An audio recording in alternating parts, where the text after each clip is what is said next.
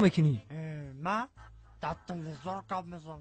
خیلی بیشی همونجا کو سر میکنی بیشی. همونجا بشینم. اخبار گابزا. پول تو اینمونو. السلام علیکم تماشاگران عزتمند. اینک برنامه تلویزیون اخبار است تلویزیون فیلم. توسط به شما میستر کلی.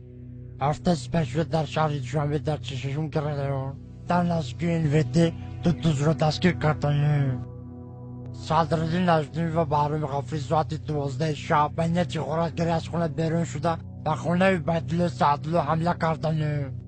عبیدالله سعدالله در حالت مست خواب بوده. از کاسه عبیدالله سعدالله 180 درم، از درون شیفانیر عبیدالله سعدالله چیزهای قیمت بها، دو فیلم میکا، دو پرکالو، دو پچکه چای، دو پرنسکی و دو ترکانی خانه را زیر کرده گریختند.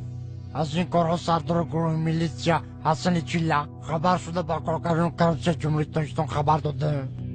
کارگردان کرپسی جمهوری تاجیکستان دولتمند خال کرکیبک برده قاسم از این کارها خبر شده. هرچین غارتگرها را دستگیر کرده و درون کاخ برباد بردن. صدراعظم نجمی و بهرام غفوری به درون کاخ برباد برده. صدراعظم نجمیدین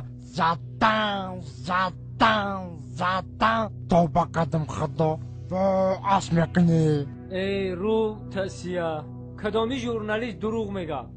تو در تلویزیون گپ زده استی تو رو تمام جهان تماشا میکنه. تو دروغ میگی؟ تو رو خلق بدونه چیکار میکنه؟ سنگ شب بود میکنه. نخود ژورنالیست دروغ بگه. چه داره بزنی؟ تو فالبینی دروغ گفته استی.